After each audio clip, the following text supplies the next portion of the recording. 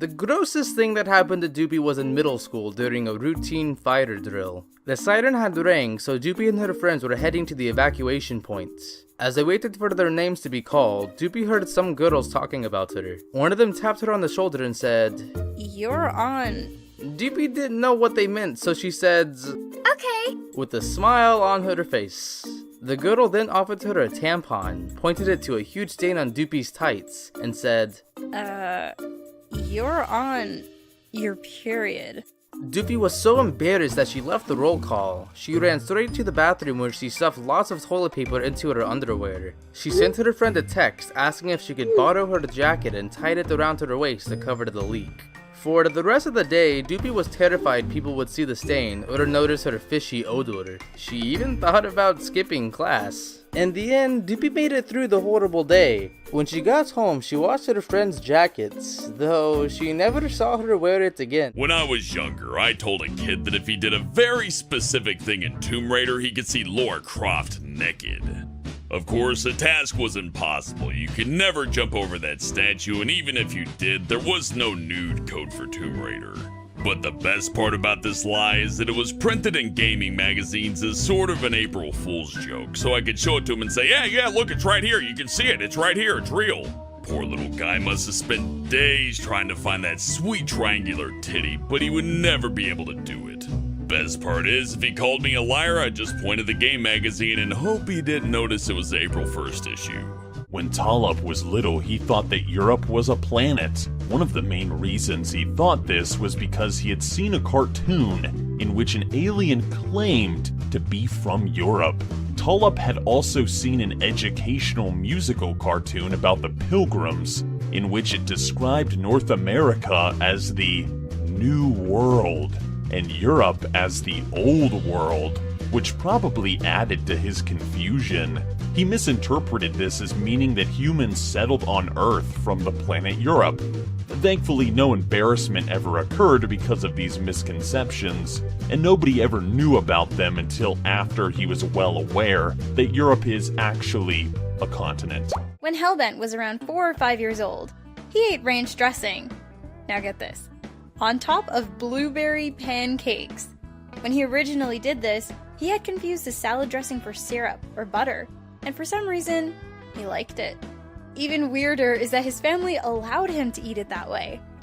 Then again, he was a super picky eater at the time, so I suppose it was for the best. When Tolop went to his family reunion, he was given the job of looking after his little cousin.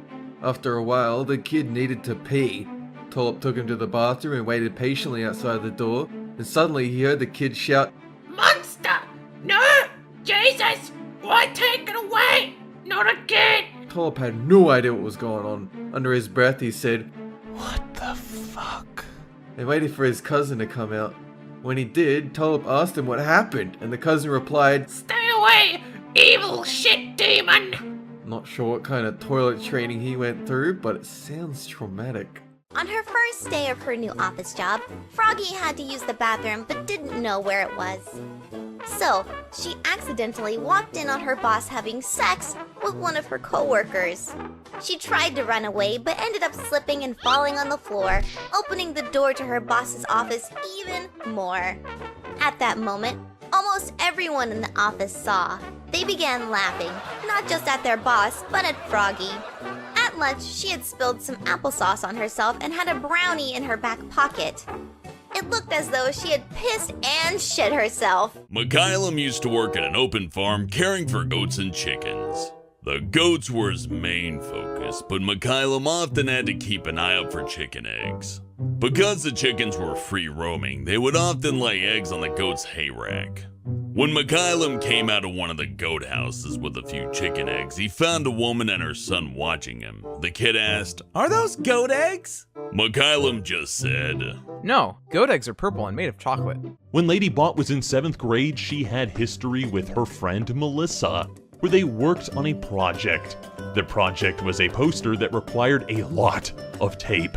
All the tape dispensers in the classroom were empty, so Melissa went to the teacher and asked if she could use his tape. He said that she could, but she had to return it when she was done. While Lady Bot and Melissa continued to work on their project, Another group asked if they could use the tape. Lady Bot said they could, and soon, more groups began to use the tape. It got to the point where almost everybody in the entire class was using the teacher's tape. At one point, the little holder for the tape disappeared, so Melissa told the teacher. The teacher ended up getting angry and asked her how it got lost.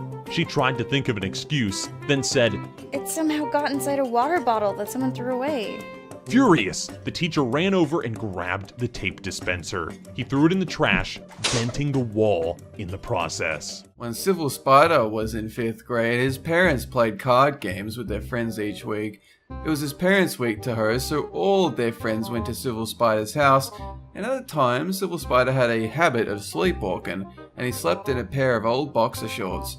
So this particular night, he sleepwalked into the lounge room where his parents and all their friends were, but this time his boxers got caught in his blanket and slipped straight off. He was roaming around the room for about 5 minutes while his mum tried to catch him and walk him back to his room. He died of embarrassment when she told him the next day. The weirdest advice Pandora got was when she was working in retail. As she was processing a sale, the customer said she was a nursing student and asked about the psoriasis on Pandora's fingers. She suggested Pandora grab a razor and just go to town on all that flaky skin on her hands, legs and face. She said Pandora would probably bleed a bit, but hey, no biggie, that's what bandages are for. Pandora was smart enough to know that this is not how you deal with psoriasis. Her policy is to always get medical advice from qualified professionals rather than insane strangers. I was in 10th grade and it was an English class. The English teacher was going over some Shakespearean novels. They were really boring to the point where I fell asleep. Well, I fell in such a deep sleep that I ended up snoring. And as soon as I woke up from my own snore, I farted. The teacher got pissed at me and he was like, Pringle, stop doing that. Stay up in class and go to sleep at night. And I told him, I will, teacher, I will. The next day, I did the exact same thing. One time, Emoji's class had an assignment due in physics. When the time came to hand them in, Emoji noticed one of her classmates hiding at the back of the room looking anxious. He obviously hadn't done the assignment, but when the teacher asked him why, he scratched his head and said, Because the wind blew my textbook away! Emoji's teacher looked angrily at the boy and said, You telling me you didn't complete this assignment because the wind blew your 9-pound textbook away? The whole class started laughing at him and he received an instant fail. The lesson there? Don't lie to your physics teacher about physics. What's the weirdest thing I've been competitive about? Properly checking identification. I always had my blank line and my chart of IDs ready just to make sure nobody tried to sneak by me with a fake one. But I didn't stop there. If somebody over the age of 21 came up without an ID, I wouldn't let them in because they didn't have proper identification. The most extreme case being an 80-year-old woman who had an ID, but it was expired and therefore improper. Being the dick that I am, I didn't let her in, and she got extremely angry at me, yelling, You know damn well how old I am, you son of a bitch! Eventually, she brought her husband over, who had a proper ID that was in date, and I told him, You can bring your daughter inside, but make sure she doesn't drink anything. They were both extremely angry at me, and I can't blame them, I was being a real asshole. Not quite sure why I was competitive about that. In high school, Spinal Palm was in a class that was full of girls. One day they had to give a speech, but the only other guy in the class was away. Spinal Palm was nervous, but he got up in front of his class full of girls and began his presentation. About 3 minutes in, one of the girls decided it was appropriate time to interrupt the nervous Spinal Palm and call out, Hey, your zipper's down! Spinal Palm looked down and zipped it up as quick as he could, but it was too late. The whole class was already giggling at him. He had to suck it up and finish his presentation, but by that point, he was so shaken up that his voice and body were trembling. Looking back on that memory, he wishes he could punch his former self. Gergak's parents had a very weird rule. There would be times when Gergak didn't eat his dinner. He would throw it away, but 2 hours later he would get hungry. However, his parents made him dig his dinner out from the trash and eat it. Gergak had to eat all of his food. They didn't just impose that rule on Gergak, but also his brother. After that, Gergak and his brother always made sure to eat their dinner. Dolan's school has a weird rule where everybody with glasses has to wear contacts. They said it started when bullies were pushing a kid around, trying to take his glasses to try them on. The principal walked in on that happening and immediately issued the rule a week later. Any kids found with glasses on were given donated contacts if they couldn't afford them. Emoji switched the lens on the right side of his glasses with an extra magnified one. then wrote on his arm with an invisible ink pen. He then brought said pen and a small light into the exam and kept it shining on his arm. In case the teacher went around the room, Emoji got his mate to ask a question so he could turn off the light and look innocent. He placed his arm on top of his test so it would look like he was covering his answers, but really, he was just looking at the answers on his arm. Back on the night before Shima's 8th birthday, she was at a party for one of the daughters of her mom's friend. They stayed for a while, and around 9 p.m. or so, her mother wanted to go home. The friend of Shima's mom offered to take them home along with her daughter and a friend from the party. They left around 10:30 and had only been driving 5 minutes when everything went black. Before she opened her eyes, Shima heard screams. There was shattered glass and blood, and her mom was crying and asking if she was okay. Being 8, Shima had no idea what was going on. Her mom told her to not look around and not to move. The next thing Shima remembered was looking in the back seat at their friend from the party and seeing her arms ripped open and mangled with large glass shards. She was covered in blood. Once the police and paramedics arrived, they were told to get out of the car and go toward the ambulance. Shima looked at the wreck and saw the van crushed on the side their friend from the party was sitting and a red pickup truck in the trees. The driver who hit them went through a red light and had a blood alcohol content of 0.10. The officer also said that the driver came pretty close to hitting the gas tank for the car and that they all could have died. This one time, Melissa was working the register window at a McDonald's when she had an older couple use the drive-thru. They ordered a McMuffin and a coffee, and the couple pulled up to her window. They had a coupon to make the McMuffin only cost $1, which was the same price as the coffee. "But I thought it was only $1, the lady complained after Melissa told her the price. Melissa died a little inside and explained to her, Yes, the sandwich is only $1, but so is the coffee, so it's $2 together. The lady continued on complaining that she didn't get it. Melissa mimed a coffee in one hand and a McMuffin in the other. This one costs $1 and this one costs $1. So, if you put them together, you've got something that costs $2. Melissa was trying her best. The lady still didn't get it though, so the two argued fruitlessly while the lady's husband was laughing his ass off in the passenger seat. He eventually reached over her and gave another $1, all while she complained that she couldn't do it and that he was wasting her money. One day, Kyle was buying groceries. He was in line at the checkout when the bratty kid ahead of the line started showing off. The kid squirmed right out of his mother's grasp and jumped onto the checkout conveyor belt. Little shit thought this was hilarious and started walking on all the food. He went straight up to the cashier's face and did a loud fart. His mother was just too stunned to move. The kid knew he was in trouble and tried to run away down the conveyor belt. He ended up slipping over and falling all over everyone's groceries. He was laughing the whole time. Kyle thought it was pretty funny, but it basically convinced him to never ever have kids. When Ramona was in high school, her father came to pick her up from school for the first time ever.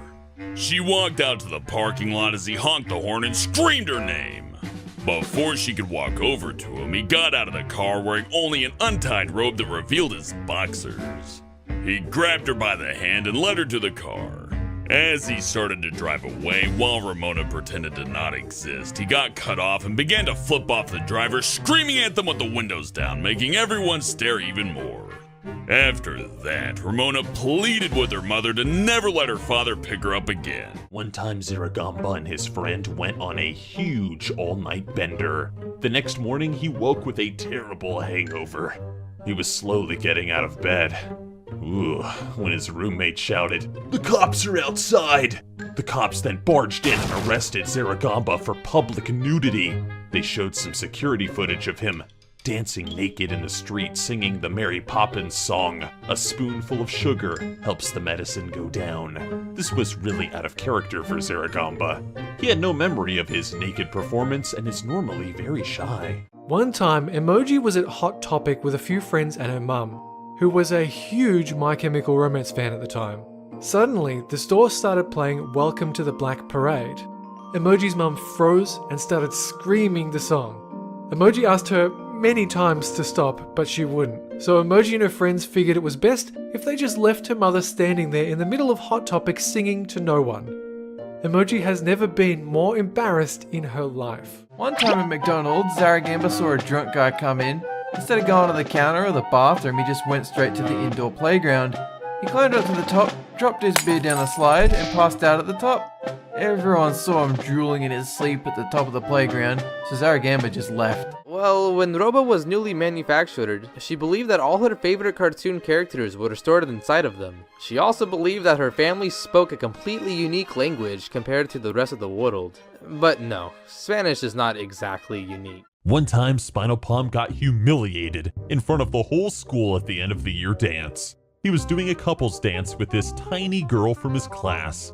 The girl gave him a little spin, just like they had practiced all week, and Spinal Palm collapsed on the floor in pain.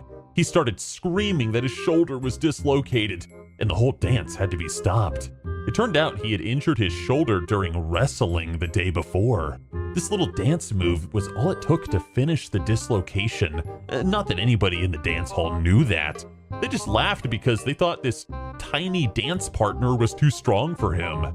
In the end, Spinal Palm was rushed to the hospital, and the school had to ban couples dancing. Honeybits and Emoji once went for a walk to a local nature park when they came across a man whose eyes were almost completely black. They tried not to stare and kept walking. Honeybits noticed from the corner of her eye that he was following them, getting closer and closer. She grabbed Emoji's arm and yelled, "Run!" They hid in some trees until the man was out of sight. The next day, Emoji sent Honeybits a message telling her to turn on the news. It turns out the man following them was an escaped murderer who was caught only a few hours after they saw him in the park. They were very lucky to be alive. One night, Doopy was lying in bed messaging a guy called Dave. They flirted for a while, and then Dave asked Doopy if she'd send him some nudes. Doopy was a bit of an exhibitionist, so she agreed to send him a shot of her lady parts. Before she could talk herself out of it, she fired up WhatsApp, found Dave's name in the contact list, and sent him the pic. That's when Doopy realized she had two Daves in her contacts. One of them was a co-worker, and sure enough, Doopy sent it to the wrong one. Her next shift with co-worker Dave was, well, awkward. When Shima was in elementary school, she loved to secretly eat paper. She'd done this for years and had never gotten caught. But one day, while Shima was enjoying some papery goodness, she noticed that one of her classmates was looking at her weirdly. The classmate asked what Shima was doing, and Shima said, "Nothing," with a mouthful of paper. The kids ended up telling their teacher, who called Shima's parents. When Shima got home, she got a huge lecture about why we don't eat paper. Shima was super embarrassed and had to slowly kick her delicious habit. Though you might believe otherwise, I think being dumped or cheated on isn't actually the worst thing. Once I was dating a girl who was basically perfect. I'm talking good looks, high aspirations, and she liked me. Those are three good qualities. But there was one very critical problem. She bored me. I was so bored! And I couldn't imagine spending my life with somebody who bores me. It wouldn't be fair to her, and it wouldn't be fair to me either. So I had to dump a very sweet woman who was nothing but good to me, very sweet and caring, but so boring. So boring! Of course, she didn't take it well. Who could blame her? And I didn't feel good about it. I still don't. And if I end up dead and alone, well, I can only blame myself, can't I? But at least I won't die bored! Oh god, maybe I can call her back. It's not done yet, right?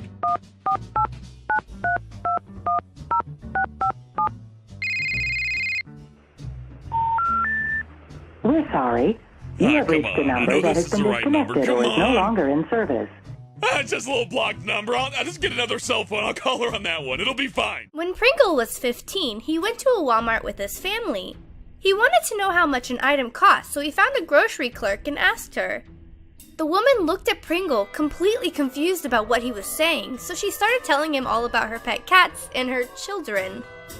He nodded politely while she described her tabby cat, Mr. Fruffles, and her youngest son Jimothy's new bike, but she never even answered the question about how much the item cost. He walked away, put the item down, and pretended it never happened. Honestly, that's the first thing I do when I'm confused about what someone said. I just talk about my cats, so I can relate.